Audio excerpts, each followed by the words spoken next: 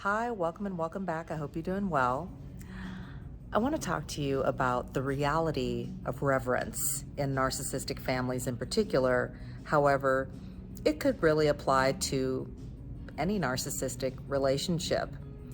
But specifically, I'm thinking about narcissistic families, especially right now because it's holiday season and a lot of families are gathering for the holidays, as I mentioned in a previous video, and just, that's what we're doing.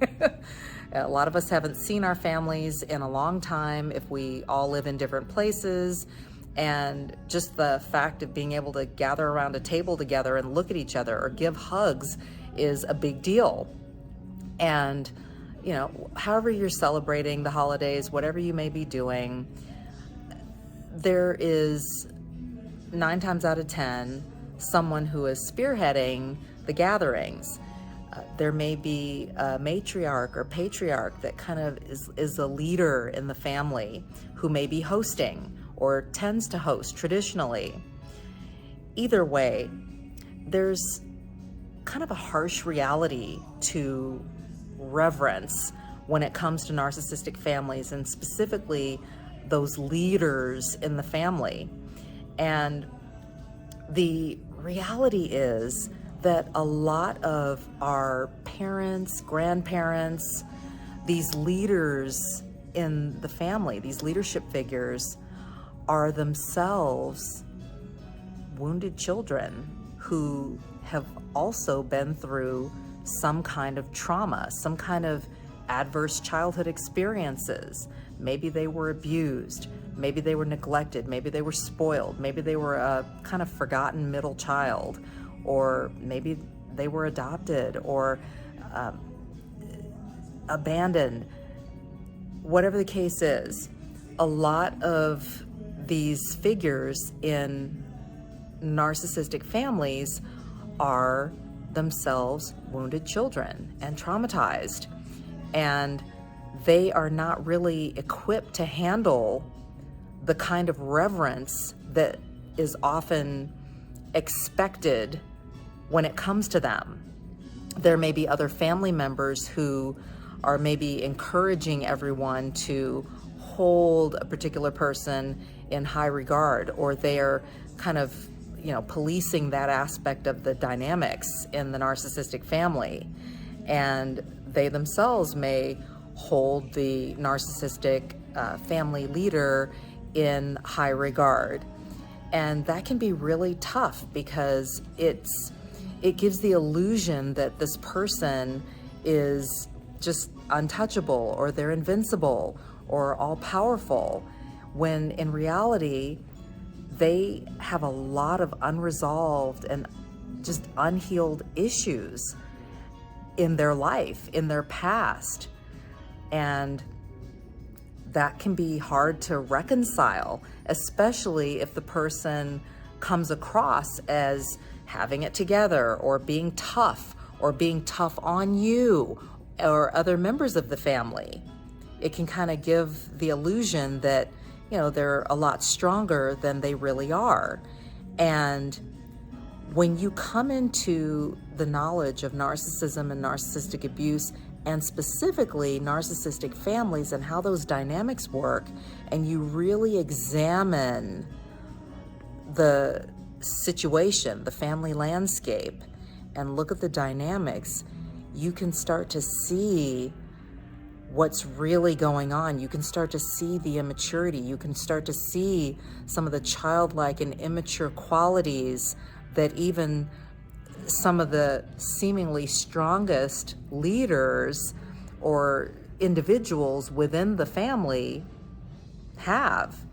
And that can really hit hard, and it can kind of burst that bubble, or really, just kind of wreck your whole image of some of the family members that maybe you've grown up looking up to, or you've been taught and trained and expected to look up to, or to treat with reverence.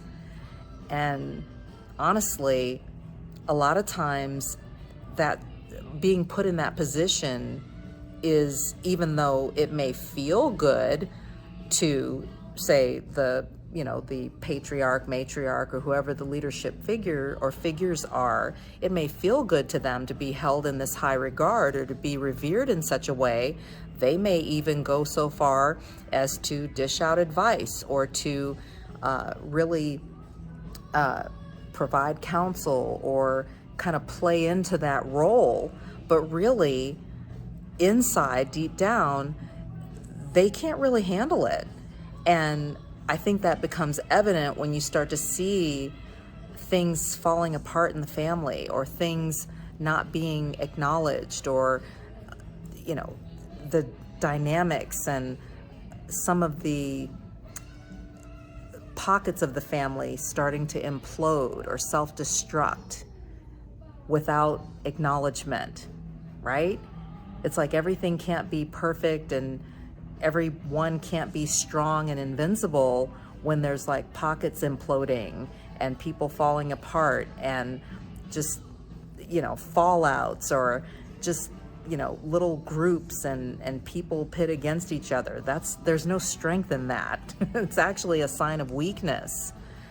But sometimes when you're in that kind of family dynamic, because there's this overarching expectation of reverence to, the elders or patriarch, matriarch, and the failure to really acknowledge or really look at the history there and like where they came from, what their upbringing was like, what they've endured, then it makes it harder to reconcile everything and to really see what's going on and to kind of perpetuate that illusion or perpetuate that image and those dynamics. So the real power lies in being able to see what's really going on and to be able to change your behavior within the narcissistic family and to do your part to help to change the course or change the trajectory of those toxic dynamics. Especially if you have children, being able to stop those toxic generational dynamics and behaviors and be able to, set the future generations on a more positive course. It's really humbling. It doesn't necessarily feel good, and it certainly doesn't look good on the surface. But quite frankly, a lot of times it's for the best. What's your experience when it comes to the reality of reverence in narcissistic families? Comment below. I'd love to hear. And it may help someone else, especially during this holiday season, to navigate those family dynamics and to navigate those toxic behaviors and unrealistic expectations. You're not alone and you're not crazy. Know who you're dealing with, know who you are. Take care, and I'll talk to you soon. Bye-bye.